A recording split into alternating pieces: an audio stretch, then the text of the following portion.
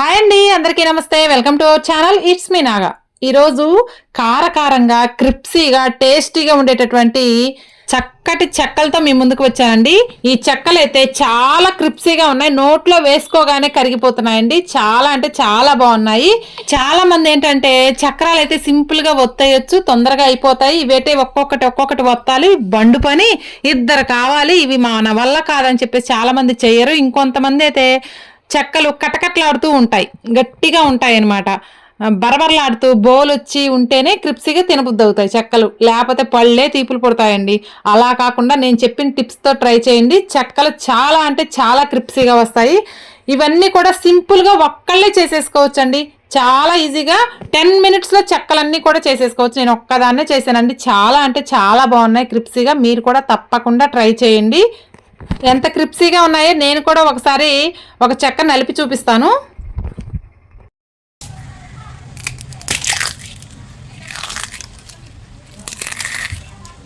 చూసారు కదా, చక్కగా క్రిప్సీగా ఉన్నాయి. ఇవి అయితే టేస్ట్ కూడా చాలా బాగున్నాయండి. ఇంకా ఆలస్యం చేయకుండా రెసిపీలోకి వెళ్ళిపోదాం. ముందుగా ఇక్కడ నేను 1.5 kg దాకా బియ్య పిండి తీసుకున్నానండి.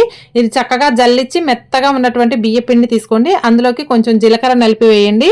అలాగే ఇందులోకి అరగంట సేపు నానబెట్టినటువంటి పెసరపప్పు, మినప్పప్పు అండి.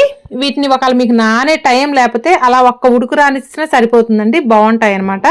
నెక్స్ట్ ఇందులోకి పచ్చిమిర్చి, అల్లం, కరివేపాకు 3 కలిపి పేస్ట్ చేసి వేసాను.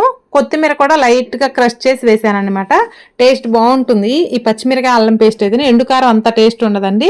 అలాగే నువ్వులు, వీటిని వేయించే పని లేదు, మనం ఎలాగో డీప్ ఫ్రై చేస్తాం కాబట్టి వీటి వేయించే పని లేదు, పచ్చి నువ్వులే వేసేసుకోండి. అలాగే రుచికి సరిపడా సాల్ట్ మీరు ఇక్కడైనా వేసుకోవచ్చు, సాల్ట్ ఇందాక పచ్చిమిర్చి మిక్సీ పట్టేటప్పుడైనా వేసుకోవచ్చు అనమాట.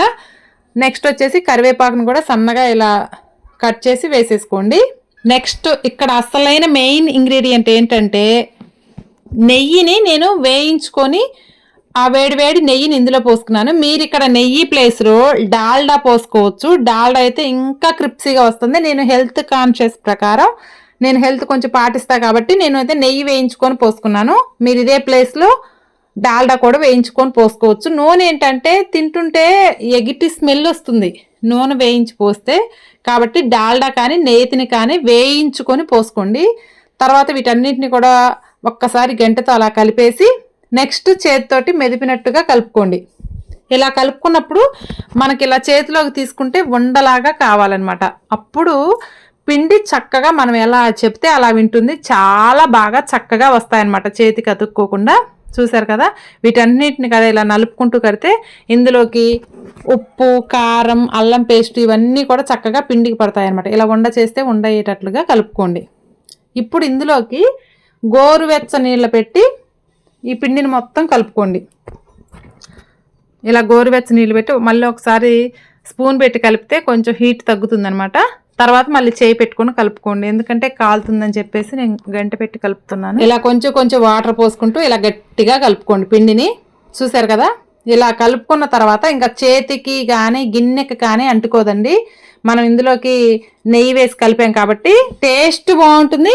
అలాగే పిండి కూడా మనం చెప్పినట్లు ఉంటుందండి. ఎలా కావాలంటే అలా వస్తాయి చెక్కలు, పల్చగా కాకుండా మందంగా కాకుండా చాలా చక్కగా వస్తాయి అన్నమాట. వీటన్నిటినీ కూడా చిన్న బాల్స్ లాగా చేసుకొని పూరి పేస్ట్లో ఒత్తుకోండి. ఫ్లాట్గా కరెక్ట్గా వస్తాయి. చేత్తో ఒత్తితే ఏంటంటే వేలు ముద్రలు పడి అప్ అండ్ డౌన్గా ఉండి మంచిగా డీప్ ఫ్రై అవ్వవు అనమాట. ఇలా ఈ సైజ్ బాల్స్ అయితే సరిపోతాయండి. ఇలా ఒక్కొక్కటి పూరి పేస్ట్ మీద పెట్టుకొని చక్కగా ఒక తలుపు కవర్కి ఆయిల్ పైన కింద రాసేసుకొని ఇలా చేసుకుంటూ చూసారా, ఇలా మందంగా లేకుండా పల్చగా లేకుండా చాలా బాగా వస్తాయండి. మీరు అన్నిటినీ కూడా టక ఉండలు చేసుకొని టక చేసేసుకొని ఒక పేపర్ మీద పరుచుకొని ఆయిల్ బాగా హీట్గా ఉన్నప్పుడు అందులో వేసేసుకోండి. ఇక్కడ ఆయిల్ హీట్ లేకుండా వేసారంటే చెక్కలు మెత్తగా వచ్చేస్తాయి.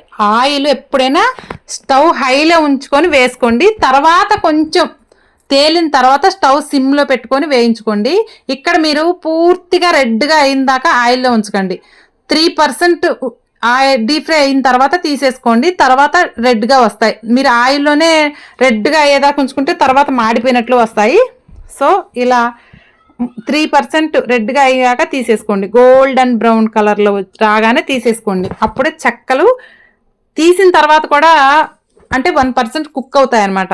కాబట్టి ముందే ఒక 5 మినిట్స్ కూర్చొని టకాటక మొత్తం కూడా ఇలా పేపర్ మీద పరిచేసుకొని తర్వాత ఒక్కసారి ఆయిల్ పెట్టుకొని డీప్ ఫ్రై చేసుకుంటే సరిపోతుంది. చూసారు కదా, చాలా సింపుల్ గా ఉంటాయండి. ఈ పచ్చిమిర్చి అల్లం కారమే వేసుకోండి, చాలా అంటే చాలా క్రిప్సీగా వస్తాయి, టేస్టీగా వస్తాయి. చూసారు కదా ఎంత సింపుల్ గా చేసేసుకోవచ్చో. స్వీట్ షాప్ లో ఉండే వాటికన్నా కూడా టేస్టీగా క్రిప్సీగా వస్తాయి, నాది గ్యారంటీ. ఒక్కసారి తప్పకుండా ట్రై చేయండి. ఇదండి ఈరోజు వీడియో. ఈ వీడియో మీకు నచ్చితే లైక్ చేయండి, ఎలా ఉందో కామెంట్ చేయండి, మీ ఫ్రెండ్స్ అండ్ రిలేటివ్స్ కి ఈ వీడియో షేర్ చేయండి. థ్యాంక్ యూ అండి, థ్యాంక్ యూ ఫర్ వాచింగ్.